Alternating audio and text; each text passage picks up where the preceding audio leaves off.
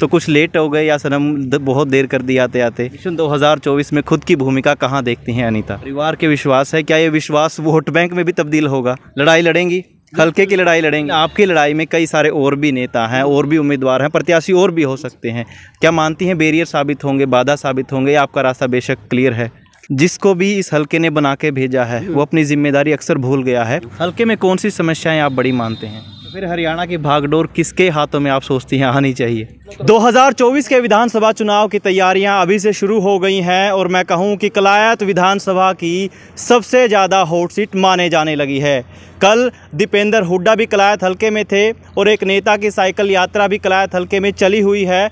और इसी के साथ साथ 21 तारीख को कांग्रेस की पूर्व प्रदेशाध्यक्ष कुमारी सैलजा भी कलायत आएंगी और चौटाला परिवार के भी अपने अपने दांवपेच इस हल्के में चल रहे हैं। तो सबसे ज़्यादा हॉट सीट माने जाने वाली कलायत हल्के में मैं मौजूद हूँ और मेरे साथ मौजूद हैं कांग्रेस नेता अनीता ढूलभर सिकरी और साथ में राजेश अंबर सर भी। सर बहुत बहुत स्वागत है। धन्यवाद पत्रकार महोदय और आपके सभी दर्शकों को मेरा राम राम। जी ये बताइए, कल पहले तो मैं रूपरेखा जानूंगा कि कल का कार्यक्रम किस तरीके का रहेगा और कुमारी सैलजा की ओर से क्या कुछ निर्देश अब तक हैं? ये कल का नहीं है, 21 तारीख का 21 तारीख का कार्यक्रम है और 21 तारीख को हाथ से हाथ जोड़ो एक हमारा सम्मेलन कहो और अभियान कहो, उसके उपलक्ष्य में इधर आ रही हैं और बहन जी के साथ में मतलब पूरे कलायत हल्के के कार्यकर्ता और प्रदेश के अनेक नेता भी शिरकत करेंगे। और ये 21 तारीख को लगभग 11 बजे के बाद बहन जी पहुँच जाएंगी और कलायत हल्के के सभी गाँव का हम दौरा कर चुके हैं। अभी ये इसका जो एक इसको मैं सम्मेलन महाराणा प्रताप पैलेस है जो सामुदायिक भवन है, इसके प्रांगण के अंदर हल्के के सभी साथियों के लिए हमने भोजन की व्यवस्था भी की है और जो भी साथी आएंगे उनका मान सम्मान के लिए यहाँ पर उचित प्रबंध करने के लिए हम साथी, हमारी पूरी टीम आज तो थोड़े से कम है वैसे लगे हुए हैं, तो सभी पहुँचेंगे और सभी को हमने घर घर जाकर न्योता दिया है। किसी और भी बड़े नेता के आने की उम्मीद है? नहीं, मेन मुख्य अतिथि बहन कुमारी सैलजा जी आएंगी और प्रदेश के कार्यकारी अध्यक्ष भी पहुंचेंगे, विधायक भी पहुंचेंगे और साथी पहुंचेंगे और जो संगठन के अहम महत्वपूर्ण पदों पर मौजूद हैं वो साथी पहुंचेंगे। जी मैडम जी, अगली बातचीत आपसे रहेगी। इसके ज़रिए ये सुना जा रहा है कि अनीता ढूलभर सिकरी अपना शक्ति प्रदर्शन भी करके दिखाएंगे, क्या ये बात सही है? शक्ति प्रदर्शन नहीं है, ये जो कांग्रेस पार्टी ने हाथ से हाथ जोड़ो अभियान शुरू किया है उसको मजबूती देने के लिए शैलजा जी यहाँ आ रही हैं और हम इसी अभियान के लिए हमने लोगों को इनवाइट किया है और यहाँ सबका खाने का प्रबंध रहेगा और सभी मेन साथी हमारे यहाँ आएंगे। मैडम, लोग बोल रहे हैं कि आप काफ़ी लेट हो गए, एक नेता अभी भी साइकिल यात्रा निकाल के हल्के से गया है, बलराज कुंडू की भी यात्रा भी हल्के से निकल के थोड़े दिन पहले गई थी, तो कुछ लेट हो गए या सनम बहुत देर कर दी आते आते? नहीं, हम लेट नहीं हुए, हम तो चल ही रहे हैं, हम तो कंटिन्यू है, हम तो रुके ही नहीं। लेट तो तब होते ना अगर हम रुक जाते, हम तो कंटिन्यू है, चल ही रहे हैं और चलते ही रहेंगे। तो आगे रास्ता क्या है, मंजिल क्या है? मंजिल मिशन 2024। मिशन 2024 में खुद की भूमिका कहाँ देखती हैं अनीता? मैं अपने आप को काफ़ी मजबूत देख रही हूँ और मुझे खुद पे विश्वास है, अपने साथियों पे विश्वास है, मेरे हल्के के मतलब अपने परिवार पे विश्वास है। परिवार के विश्वास है, क्या ये विश्वास वोट बैंक में भी तब्दील होगा? सब कुछ होगा, वो समय आने पर आप देख ही लेंगे। और मैं तो अपने गर्व से कह सकती हूँ कि मैं बहुत स्ट्रांग हूँ। बहुत स्ट्रांग हूँ। लड़ाई लड़ेंगी, हल्के की लड़ाई लड़ेंगी? बिल्कुल लड़ेंगे, 110% लड़ूंगी। लेकिन आपकी लड़ाई में कई सारे और भी नेता हैं, और भी उम्मीदवार हैं, प्रत्याशी और भी हो सकते हैं। क्या मानती हैं बैरियर साबित होंगे, बाधा साबित होंगे, या आपका रास्ता बेशक क्लियर है? बिल्कुल क्लियर है, कोई दिक्कत नहीं है। मुझे अपने आप पे बहुत उम्मीद है, कांग्रेस पार्टी पे भी उम्मीद है, मुझे अपने कलायत हल्के के परिवार कहिए मेरा, उस पे भी बहुत सारा मतलब मुझे विश्वास है। मेरे साथ खड़े हैं और मुझे सबसे बड़ी बात तो अपने साथियों के और मुझे खुद की मेहनत पे बहुत ज़्यादा विश्वास है और ये मिशन पूरा ही होगा। हल्के की कई सारी दिक्कतें भी रही हैं मैडम, जिसको भी इस हल्के ने बना के भेजा है वो अपनी जिम्मेदारी अक्सर भूल गया है। अभी भी कलायत हल्के की नुमाइंदगी कर रही हैं कमलेश ढांडा, राज्य मंत्री का पदभार भी जिनको मिला हुआ है। कई सारी समस्याएं हैं हल्के में, आप भी देखती होंगी, और क्या आप भी एक महिला हैं, क्या देखती हैं? देखो, हर किसी का एक अलग नेचर होता है।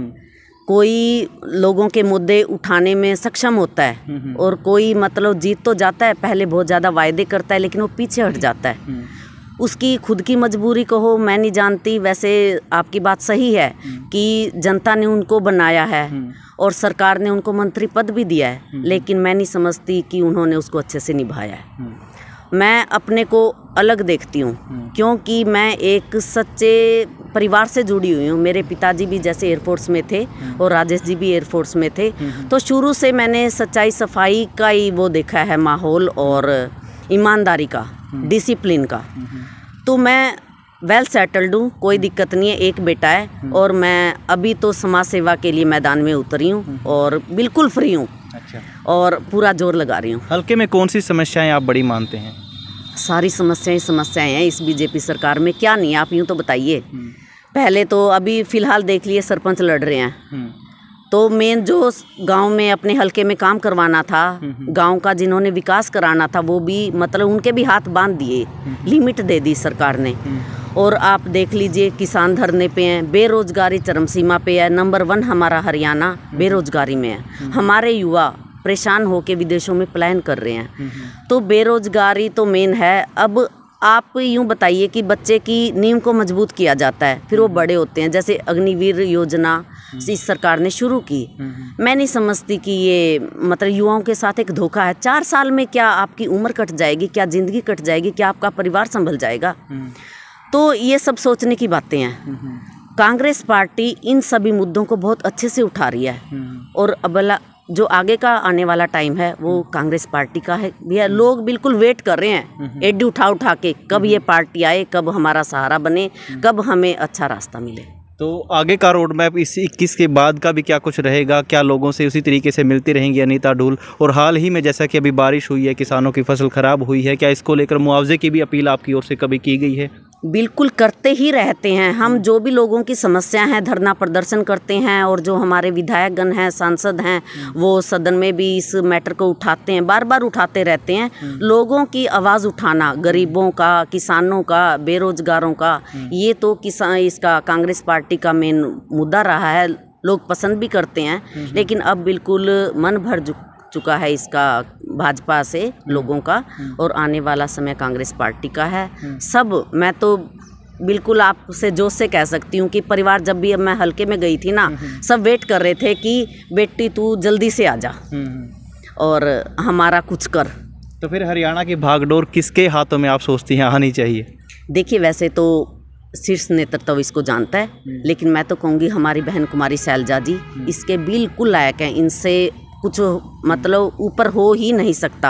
ये पूर्व केंद्रीय मंत्री रही हैं, पूर्व प्रदेश अध्यक्षा रही हैं, सोनिया जी की करीबी हैं, और इसकी छत्तीसगढ़ की प्रभारी हैं, और अभी लीडर भी हैं, आप जानते ही हैं। तो जो भी मेन मतलब इनको जिम्मेवारी दी गई है, इन्होंने बखूबी निभाई हैं, और चौधरी दलबीर सिंह जी की बेटी हैं। तो ये तो पुराने मतलब शीर्ष नेतृत्व से जुड़े हुए हैं, सोनिया गांधी जी के खास हैं। आपने अभी देखा भी होगा छत्तीसगढ़ के सम्मेलन में। तो बहुत एक सबसे बड़ी बात ये है कि ये नेचर इनकी बहुत अच्छी है। ये छोटे से छोटे कार्यकर्ता को बहुत मान सम्मान देती हैं और आगे बढ़ाने का कार्य करती हैं। लोग इनको बहुत चाहते हैं, 36 बिरादरी को आगे लेके चलती हैं, और आप देख ही रहे हैं इनकी मेहनत तो जन जन से कैसे जुड़ी हुई है। चलिए, बहुत बहुत शुभकामनाएं आपके राजनीतिक भविष्य को लेकर के। तो अनीता डुल बटसिकरी मेरे साथ थी, राजेश अंबरसर मेरे साथ थे, कांग्रेस नेता, मगर इसी के साथ साथ कलायत हल्के से नुमाइंदगी की इच्छुक हैं अनीता डुल। फिलहाल कैथल बैग न्यूज़ के साथ मैं अजय।